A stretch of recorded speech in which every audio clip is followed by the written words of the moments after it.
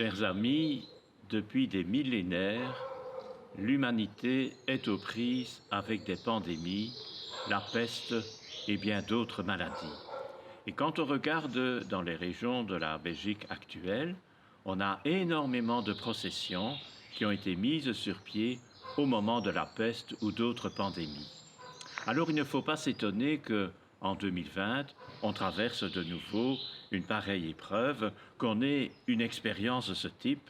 Ce n'est pas nouveau, mais on pensait, et on avait sans doute raison, que, étant donné le progrès des sciences, de la médecine et de bien d'autres disciplines médicales, on pouvait se protéger de cela. Eh bien non.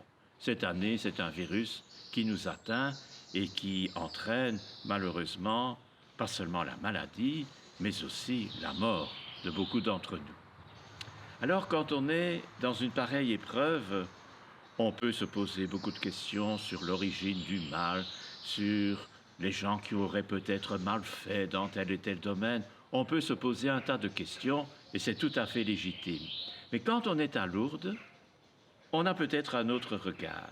Souvenons-nous, Bernadette Soubirous a demandé durant les apparitions à la dame dans la grotte quel était son nom. Qu'est-ce que je dois dire? Qui est-ce qui me parle? Et la dame répond, je suis l'Immaculée Conception. Qu'est-ce que ça veut dire? En 1854, 4 ans avant les apparitions, le pape Pie IX, qui était à Rome à ce moment-là, avait proclamé le dogme de l'Immaculée Conception. Et la Vierge Marie, à Lourdes, reprend cette expression dans le langage local. Immaculée Conception. C'est-à-dire que pour les chrétiens, qu'ils soient latins comme nous, ou orientaux comme à l'est de la Méditerranée, et aussi beaucoup de chrétiens orientaux en Belgique aujourd'hui, Marie a été demandée par le Seigneur pour mettre au monde le Messie. Elle était préparée à cette mission. Et donc, elle était déjà, si on peut dire, préservée de tout ce qu'on dit dans la Bible à propos de ce qui s'était passé au temps d'Adam et Ève. Ce sont des récits qui montrent que le mal, c'est pas Dieu qui l'a voulu, c'est une énigme, quelque chose qui arrive, qui nous séduit et qui nous entraîne à ne pas écouter ce que le Seigneur dit. Il y a des traces, et pour la Bible, le signe éminent de ces traces, c'est la mort.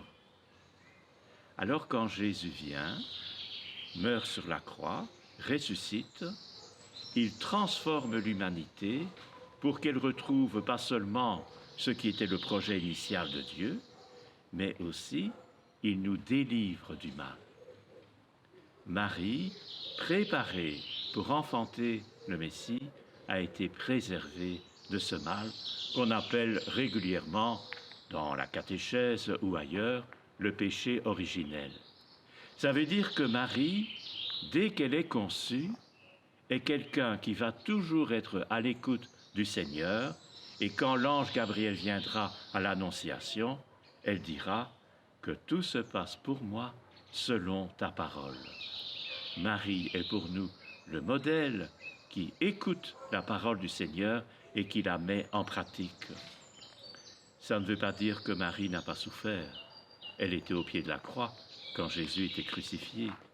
Ça ne veut pas dire que Marie ne s'est pas posé des questions quand Jésus est resté à Jérusalem à l'âge de 12 ans et que pendant 3 jours, avec Joseph, elle a cherché Jésus. Être préservé du mal, c'est à l'intérieur de soi-même avoir quelque chose qui nous met toujours en cohérence, en accord avec la vie même de Dieu. Les orientaux disent « Marie est la toute sainte » et nous disons « elle est l'Immaculée Conception ». Ce sont deux expressions différentes pour parler de quelqu'un qui a toujours accueilli en elle la parole de Dieu, la vie même de Dieu, et qui en a rayonné dans toute sa vie.